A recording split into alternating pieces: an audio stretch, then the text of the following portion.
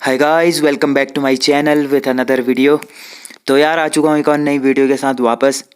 देखिए, इसमें हम बात करेंगे उत्तराखंड के जितने भी प्रमुख जाति जनजातियां हैं। ठीक है, बेसिकली जनजातियों के बारे में हम बात करेंगे। तो इससे पहले हम करा चुके हैं इसके 16 चैप्टर। ठीक है, 16 चैप्टर हम करा चुके हैं।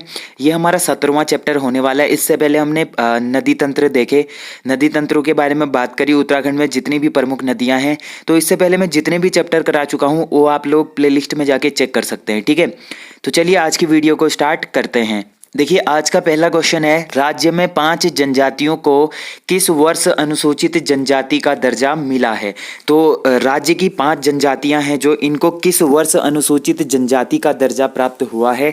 तो ये मिला है हमारा 1967 ईस्वी में। ठीक है, 1967 में क्या हुआ, जो राज्य की 5 जनजातियां हैं इनको क्या मिला, अनुसूचित जनजाति का दर्जा मिला।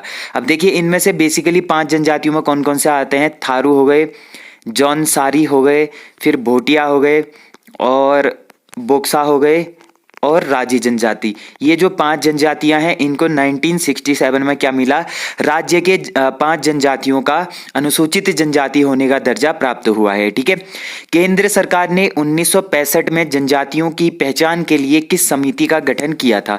अब जो ये जनजातियां हैं इनकी पहचान नहीं हो पाती थी पहले, तो उसके लिए एक गठन मतलब एक समिति का गठन किया गया था। तो इस समिति का नाम था लोकर समिति। ठीक है, ये भी आपको याद करना है। लोकर समिति का गठन इसलिए किया था ताकि वो जनजातियों की पहचान करके उनको जनजातियों का दर्जा दे सके। ठीक है, फिर देखिए अगला क्वेश्चन है, किस वर्ष कुमाऊं एवं उत्तराखंड जमींदारी उन्मूलन एक्ट पारित हुआ। तो किस वर्ष कुमाऊं में जो उत्तराखंड जमींदारी उन्मूलन है ये एक्ट पारित हुआ था। तो ये होता है हमारा 1960 ईस्वी में।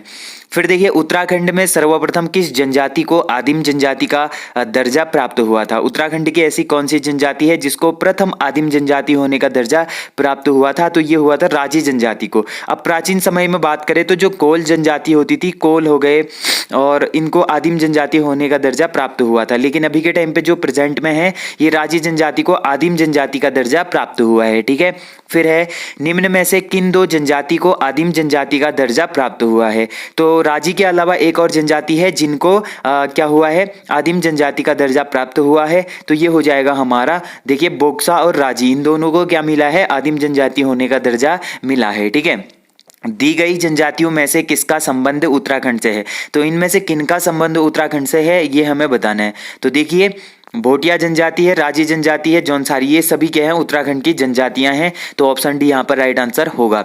फिर है, निम्न में से किस जाति के लोग धातु खनन का कार्य करती हैं। तो कौन सी ऐसी जाति है जो क्या करती है, धातु खनन का कार्य करती है। तो ये करती है अगरिया जाति। ठीक है, जो ये अगरिया जाति है बेसिकली एससी में आती है। तो ये जो अगरिया जाति होती है ये क्या करती है, धातु खनन का कार्य करती है।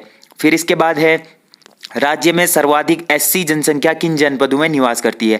अब यहाँ पर एससी पूछी है, मतलब अनुसूचित जाति पूछी है। ठीक है, एसटी होता है अनुसूचित जनजाति।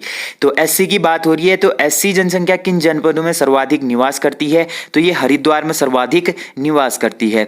फिर है, प्रतिशत की दृष्टि से सर्वाधिक एससी जनसंख्या किस जनपद में निवास करती है। अब यहाँ पर परसेंट के हिसाब से पूछा है, तो परसेंट के हिसाब से बागेश्वर में हो जाएगा। ठीक है, यहाँ पर 21% से ज्यादा समथिंग पाया जाता है। तो बागेश्वर में परसेंट के हिसाब से, हरिद्वार में जनसंख्या के हिसाब से एससी जाति पाई जाती है। ठीक है, एससी क्या होती है, जाति होती है।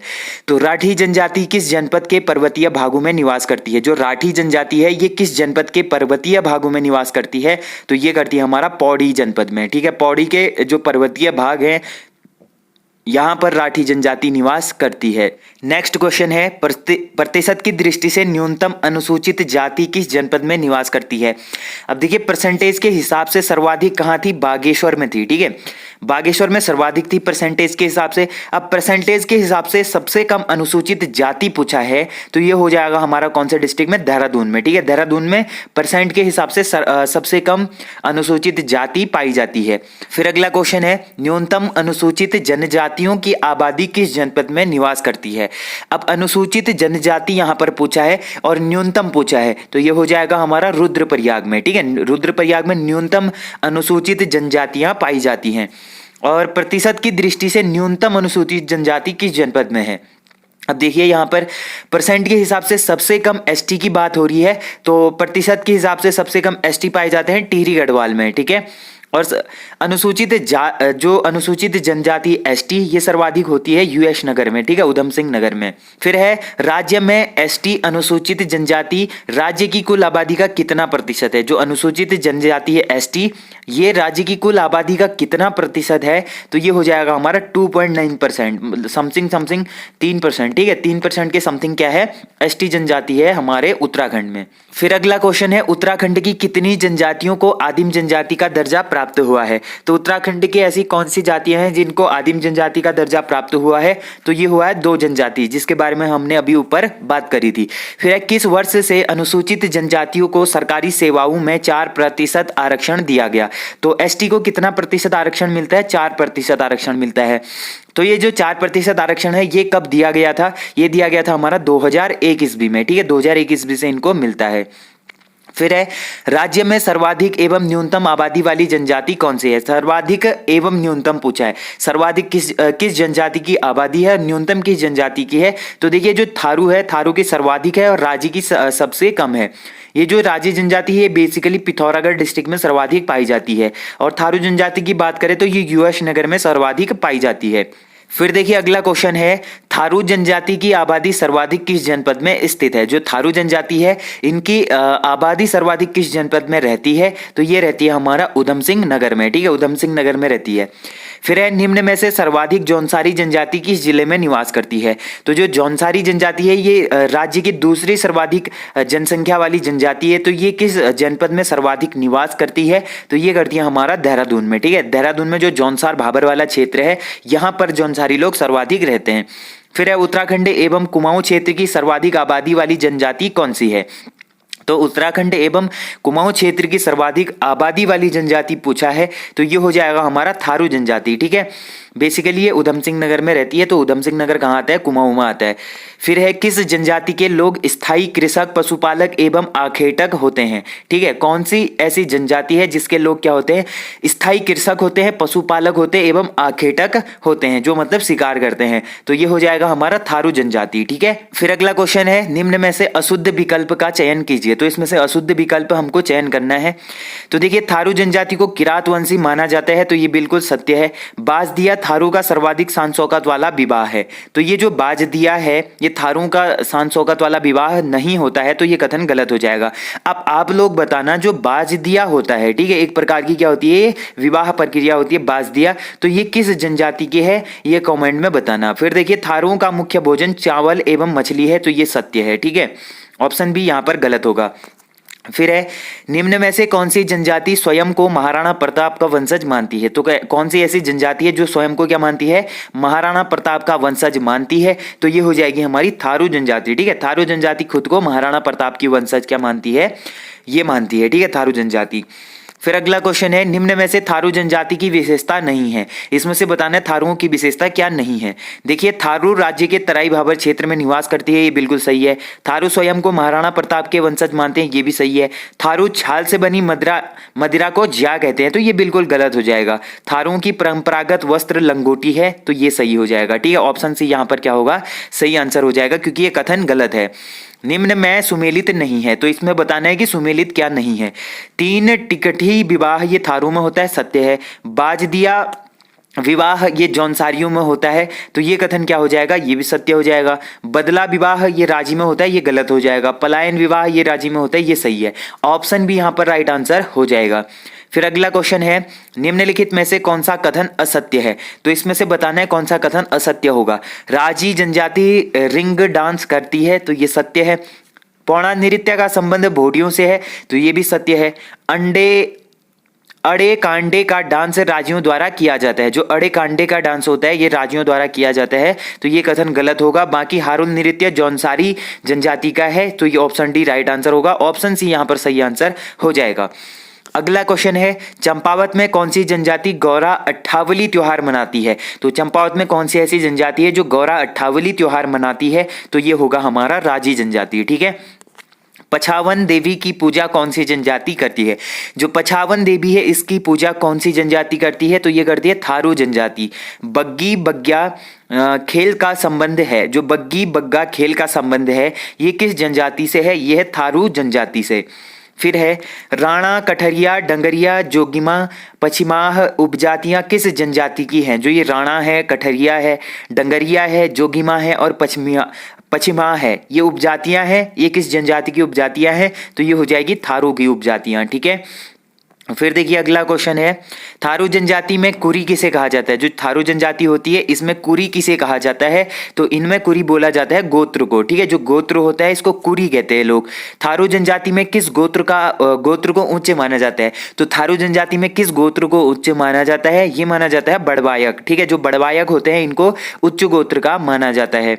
फिर है निम्न में से अशुद्ध कथन का चयन करें। तो इनमें से अशुद्ध कथन हमें ढूंढना है। तो देखिए, थारू जनजाति के पुरुषों का परंपरागत वस्त्र लंगोटी है, तो ये सही है। जौनसारी जनजाति में विवाह तिथि तय करने की रस्म को कट्टी कहते हैं, तो ये गलत हो जाएगा। बाकी उरारी थारू जनजाति की महिलाओं का तलाक का अधिकार है, ये सही होगा। ठीक है, ऑप्शन बी यहाँ पर क्या हो जाएगा? राइट आंसर हो जाएगा। फिर है निम्न में से सर्वश्रेष्ठ थारू माने जाते हैं। तो इनमें से सर्वश्रेष्ठ थारू किसको माना जाता है? राणाओं को माना जाता है। ठीक है, हिंदुत्व के प्रतीक के रूप में किस जनजाति के पुरुष चोटी रखते हैं? तो हिंदुत्व का जो प्रतीक होता है सर पर चोटी रखते हैं, तो कौन सी ऐसी जनजाति है जो सर पर चोटी रखती है? तो ये थारू लोग रखते हैं। ठीक है, निम्न में से थारू की कौन सी उपजाति गोरखपुर में निवास करती है? गोरखपुर उत्तर प्रदेश में कौन सी जनजाति निवास करती है? तो ये पछिमाह करती है। ठीक है, उत्तर प्रदेश व नेपाल सीमा में कौन सी उपजाति निवास करती है? जो उत्तर प्रदेश और नेपाल की सीमा है इस पर कौन सी उपजाति निवास करती है? तो ये करती है हमारा कठरिया जनजाति। ठीक है, जो कठरिया उपजाति है ये करती है निवास। फिर है निम्न कथनों पर विचार करें और सही कथन का चयन कीजिए। तो देखिए इसमें से सही कथन कौन सा होगा? तो देखिए, 3 टिकटी प्रथा का प्रचलन थारू में है, ये सत्य है। थारू जनजाति के लोग धान की बुआई के बाद हरिया पूजा करते हैं, ये भी सही है। बागेश्वरी देवी की पूजा थारू जनजाति द्वारा की जाती है, ये भी सत्य है। तो यहाँ पर उपयुक्त सभी कथन सत्य होंगे, इसीलिए राइट आंसर होगा हमारा ऑप्शन डी। फिर अगला क्वेश्चन देखिए, निम्न में पहले किस जनजाति में बदला विवाह प्रथा प्रचलित थी? तो बदला विवाह प्रथा जो प्रचलित थी ये थारू में प्रचलित थी। लठ भरवा भोज किस जनजाति में प्रचलित है? तो लठ भरवा भोज भी थारू में प्रचलित है। फिर है थारू जनजाति में अपना पराया किसे कहा जाता है? तो इनमें जो अपना पराया होता है वो होती है एक विवाह की रस्म। ठीक है, जो सगाई होती है, सगाई की एक रस्म होती है जिसको अपना पराया कहा जाता है। फिर है निम्न में से चाला क्या है? तो इनमें से चाला क्या होता है? चाला होता है हमारा एक रस्म। विधवा विवाह के अवसर पर किस जनजाति में लठ भरवा भोज दिया जाता है? तो जो विधवा विवाह होता है इसके अवसर पर क्या होता है? एक जनजाति है जिसमें लठ भरवा भोज दिया जाता है, तो ये होता है थारू में। ठीक है, किस देवता को थारू लोग नारियल, मुर्गा एवं सुअर चढ़ाते हैं? तो ये चढ़ाते हैं भूमिया देवता। जो भूमिया देवता है इनको नारियल, मुर्गा और सुअर चढ़ाया जाता है। ठीक है, फिर देखिए अगला क्वेश्चन है, किस देवता का चबूतरा प्रत्येक थारुओं के घर के सामने होता है? तो कौन से ऐसे देवता हैं जिनका चबूतरा क्या है प्रत्येक थारुओं के घर के आगे बनाया होता है? तो ये होता है हमारा भूमिया या बड़ा बाबा। ठीक है, भूमिया देवता या इनको बड़ा बाबा भी कहा जाता है। फिर है थारू जनजाति में बनू में आखेट करने को क्या कहते हैं? जो ये लोग बनू में आखेट करते हैं इसको क्या कहते हैं? खाबर कहते हैं। ठीक है, अगला क्वेश्चन है, बजहर त्योहार किस जनजाति द्वारा मनाया जाता है? तो ये मनाते हैं थारू लोग। फिर है दीपावली को शोक पर्व के रूप में मनाते हैं। तो दीपावली को शोक पर्व के रूप में भी कौन मनाते हैं? ये भी थारू लोग ही मनाते हैं। फिर है नीचे दिए गए विकल्पों को सुमेलित कीजिए। तो देखिए इसमें हमें क्या करना है? सुमेलित करना है। तो जो खिचड़ी नृत्य होता है ये थारू जनजाति का होता है। ठीक है, चौमुंडा देवी किनकी है? ये है बोक्साओं की। फिर उसके बाद पौड़ा नृत्य है, ये हो जाएगा भोटियाओं का। फिर बाजदिया विवाह है, ये हो जाएगा जौनसारियों का। तो इस तरीके से इसका सुमेलन होगा। ठीक है, इसका क्या हो जाएगा? मिलान हो जाएगा। फिर अगला क्वेश्चन है, निम्न में से सही युग्म का चयन कीजिए। तो इसमें से सही युग्म हमें चयन करना है। उजली होली थारू जनजाति मनाते हैं। महापंचगण प्रथा थारू जनजाति मनाती है। झैला नृत्य भी जौनसारी जनजाति का होता है। तो उपयुक्त सभी कथन क्या है? बिल्कुल राइट आंसर हो जाएंगे। थारुओं की बिरादरी पंचायत में कितनी अधिकारी होते हैं? जो थारुओं की बिरादरी पंचायत होती है इसमें कितने अधिकारी होते हैं? तो इसमें होते हैं 4 अधिकारी। ठीक है, 4 अधिकारी होते हैं थारुओं की बिरादरी पंचायत में। ठीक है, फिर है उष्टाणा बिष्टाणा पंचायत का संबंध है। जो उष्टाणा बिष्टाणा पंचायत है इसका संबंध होता है जौनसारी जनजाति से। फिर अगला क्वेश्चन है, अचल विवाह का संबंध है। तो अचल विवाह का संबंध होता है भोटिया लोगों से। फिर है निम्न में से कौन सा कथन असत्य है? तो इसमें बताइए कौन सा कथन असत्य होगा? बधु मूल्य प्रथा ये राजी जनजाति में है। रंग भंग प्रथा ये भोटियाओं में है। पिंठा संस्कार ये भोटियाओं में नहीं होता है, तो ये गलत कथन हो जाएगा। बाकी बात कट्टी प्रथा ये थारू में होती है। तो ऑप्शन बी यहाँ पर राइट आंसर हो जाएगा। अगला क्वेश्चन है, थारू जनजाति में विवाह की मध्यस्थता कराने वाले व्यक्ति को कहते हैं। जो थारू जनजाति में विवाह की मध्यस्थता कराते हैं दो परिवारों के बीच में, तो इनको मजपतिया कहा जाता है, ठीक है, मजपतिया बोला जाता है। फिर है, थारू जनजाति में उरारी शब्द का प्रयोग किया जाता है। तो जो थारू जनजाति है इसमें उरारी शब्द का प्रयोग कहाँ पर होता है? ये होता है हमारा तलाक के टाइम पर, ठीक है, तलाक को उरारी कहा जाता है। फिर है, थारू जनजाति में झुमड़ा किसके लिए प्रयुक्त होता है? तो थारू जनजाति में झुमड़ा क्या होता है? ये होता है एक नृत्य गीत, ठीक है, नृत्य गीत होता है झुमड़ा। फिर है, थारू लोग छोटी माता या चेचक बीमारी दूर करने के लिए किस देवी की पूजा करते हैं? तो ये करते हैं हमारा शीतला देवी की पूजा, ठीक है, शीतला देवी की पूजा ये चेचक बीमारी को दूर करने के लिए करते हैं। फिर है, जौनसार में बाइथा एक प्रकार की है। तो जौनसार क्षेत्र में बाइथा क्या होती है? तो जौनसार क्षेत्र में बाइथा होती है हमारा झाग फोड़ विधि, ठीक है, जो झाग फूक वाली विधि होती है उसको बाइथा कहा जाता है। जौनसार में कौन सा त्योहार संतान कल्याण के लिए मनाया जाता है? तो जौनसार क्षेत्र में ऐसा कौन सा त्योहार है जो संतान कल्याण के लिए मनाया जाता है? तो ये होता है भिरौली त्योहार, ठीक है। झुमड़ा एवं लहचारी नृत्य का संबंध किस जनजाति से है? जो झुमड़ा है एवं लहचारी नृत्य है इसका संबंध किस जनजाति से होता है? ये होता है हमारा थारू जनजाति से। थारू में बिरादरी पंचायत का मुख्य अधिकारी होता है। जो थारू में बिरादरी पंचायत होती है इसका मुख्य अधिकारी कौन होता है? ये होता है हमारा चौधरी, ठीक है, चौधरी क्या होता है? मुख्य अधिकारी होता है। अगला क्वेश्चन है, थारू जनजाति की किस प्रथा में मदिरा की घूंट के साथ तर्क वितर्क किया जाता है? तो थारू जनजाति में कौन सी ऐसी प्रथा है जिसमें मदिरा पीने के बाद मदिरा की घूंट के साथ तर्क वितर्क किया जाता है? तो ये किया जाता है मध्य पंचगण, ठीक है, मध्य पंचगण नामक एक प्रथा होती है इनमें।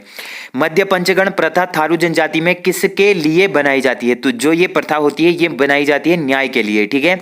फिर है, दिखनौरी संयुक्त एवं एकाकी प्रथा किस जनजाति में पाई जाती है? जो दिखनौरी संयुक्त प्रथा है और एकाकी प्रथा है ये किस जनजाति में पाई जाती है? तो ये प्रथा पाई जाती है हमारा थारू जनजाति में, ठीक है। इसके बाद है, ओझा या तांत्रिक के लिए किस जनजाति के लोग भरड़ा शब्द का प्रयोग करते हैं? जो ओझा होता है या तांत्रिक होता है इसके लिए कौन सी ऐसी जनजाति है जो भरड़ा शब्द का प्रयोग करती है? तो ये करती है थारू जनजाति। बदला विवाह प्रथा किस जनजाति में प्रचलित है? तो ये है थारू जनजाति में प्रचलित। फिर देखिए अगला क्वेश्चन है हमारा, थारू जनजाति के लोग खिचड़ी नृत्य किस अवसर पर करते हैं? तो ये जो थारू जनजाति है ये खिचड़ी नृत्य किस अवसर पर करते हैं? तो खिचड़ी नृत्य करते हैं ये होली के अवसर पर।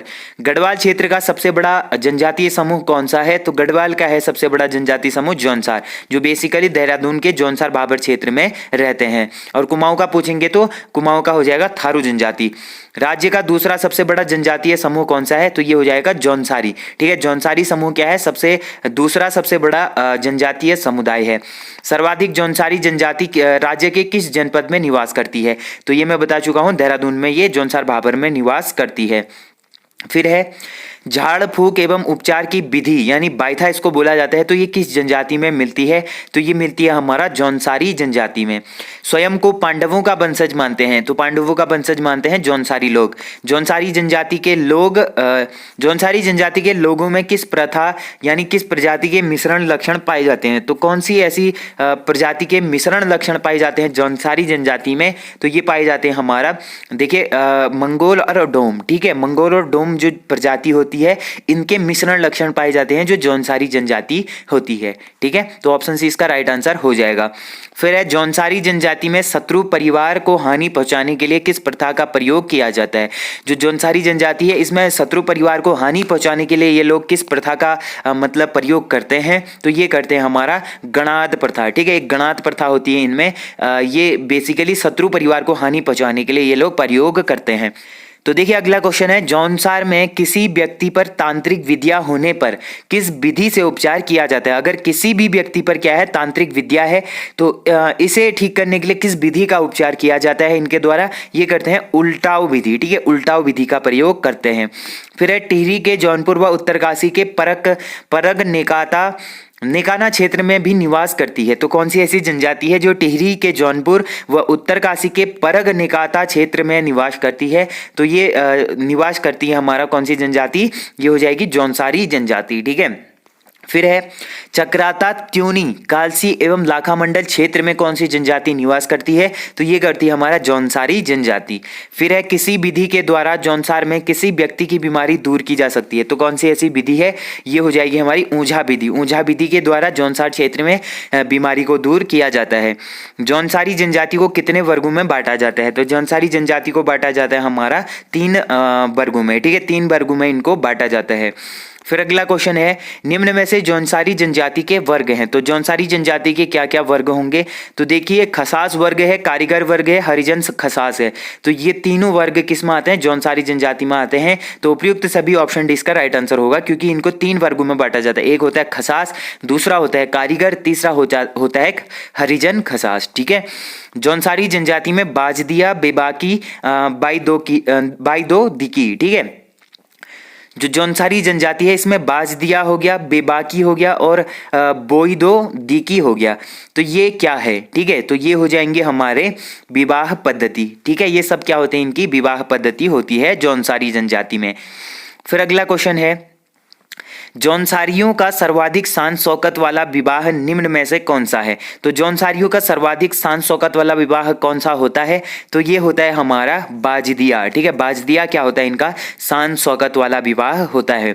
फिर अगला क्वेश्चन है खसास वर्ग में किस प्रकार के लोग आते हैं? तो खसास वर्ग में किस प्रकार के लोग आते हैं? तो ये आते हैं हमारे ब्राह्मण और राजपूत, ठीक है। ब्राह्मण और राजपूत क्या आते हैं? खसास वर्ग में आते हैं। तो ऑप्शन डी इसका राइट आंसर हो जाएगा। अगला क्वेश्चन है निम्न में से कौन सा कथन असत्य है? तो इसमें से बताना है कौन सा कथन असत्य होगा। तो देखिए तत्सत प्रथा विवाह संबंधी होता है, सत्य है। स्वारा प्रथा ये सगे संबंधियों से संबंधित होता है।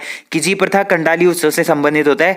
लेकिन जो पौड़ा नृत्य होता है ये होली अवसर पर नहीं होता है, ठीक है। तो पौड़ा नृत्य किस अवसर पर ये लोग करते हैं, ये आप लोग कॉमेंट में जरूर बताना। फिर अगला क्वेश्चन है कौन सी जनजाति विवाह को दामी कहती है? तो कौन सी ऐसी जनजाति है जो विवाह को क्या कहती है? दामी कहती है। तो ये बोलती है हमारा भोटिया जनजाति, ठीक है। मल्लिकार्जुन देवता की पूजा करती है। तो कौन सी ऐसी जनजाति है जो मल्लिकार्जुन देवता की पूजा करती है? तो ये करती है राजी जनजाति। गमैया पद्धति का संबंध है। तो गमैया पद्धति का संबंध किससे है? तो ये है व्यापार से। साली पुली निम्न में से भोटियों में पाया जाता है। जो साली पुली होती है ये निम्न में से भोटियाओं में पाया जाता है। तो ये बेसिकली क्या होता है? ये एक आभूषण होता है, ठीक है। साली पुली क्या होता है? एक आभूषण होता है जो भोटियाओं में पाया जाता है। फिर है निम्न में से कौन सा कथन असत्य है? तो इनमें से बताना है कौन सा कथन असत्य होगा। तो देखिए राजियों की बोली मुंडा है, सत्य है। जाड़ों की भाषा क्या है? रोम्बा है, ये भी सत्य है। भोटियाओं का आवास गुंडा कहलाता है, ये भी सत्य है। राजियों का जो आवास होता है ये मैत कहलाता है, तो ये गलत है, ठीक है। ऑप्शन डी यहाँ पर राइट आंसर हो जाएगा, क्योंकि ये कथन क्या है? असत्य है। जाड़ समाज कितने वर्गों में विभाजित है? जो ये जाड़ समाज है ये कितने वर्गों में विभक्त है? तो ये हो जाएगा हमारा 3 वर्गों में ये भी विभक्त है। तो ये थे गाइस आज के 95 प्लस इंपोर्टेंट क्वेश्चंस, जिसमें हमने बात करी उत्तराखंड की जितनी भी प्रमुख जाति जनजाति थी, ठीक है। जाति जनजातियों के बारे में बात करी। अभी इसका एक और सेट आएगा जिसमें हम 100 प्लस क्वेश्चन और करेंगे, ठीक है। तो इस तरीके से हमारा जनजाति कंप्लीट हो जाएगा। इसके बाद हम उत्तराखंड की कुछ संस्कृति बच जाती है, क्योंकि ज्योग्राफी और जो हिस्ट्री और ज्योग्राफी है ये तो मैंने आपको कंप्लीट करा दिया है। अब थोड़ा सा सांस्कृतिक और डेमोक्रेसी जो भी यहाँ पर होती है, बोला जाए तो इकोनॉमिक और नेचुरल रिसोर्सेज हैं उत्तराखंड के, और यहाँ की जो डेमोग्राफी है इसके बारे में हम थोड़ा सा बात करेंगे। तो होप करता हूँ आप लोगों को ये वीडियो पसंद आया होगा। वीडियो पसंद आए तो वीडियो को मेक श्योर लाइक जरूर करना। जो लोग चैनल पर नए हैं चैनल को सब्सक्राइब जरूर कर देना। तो मिलते हैं ऐसे इंटरेस्टिंग वीडियो के साथ, तब तक के लिए take care and bye bye.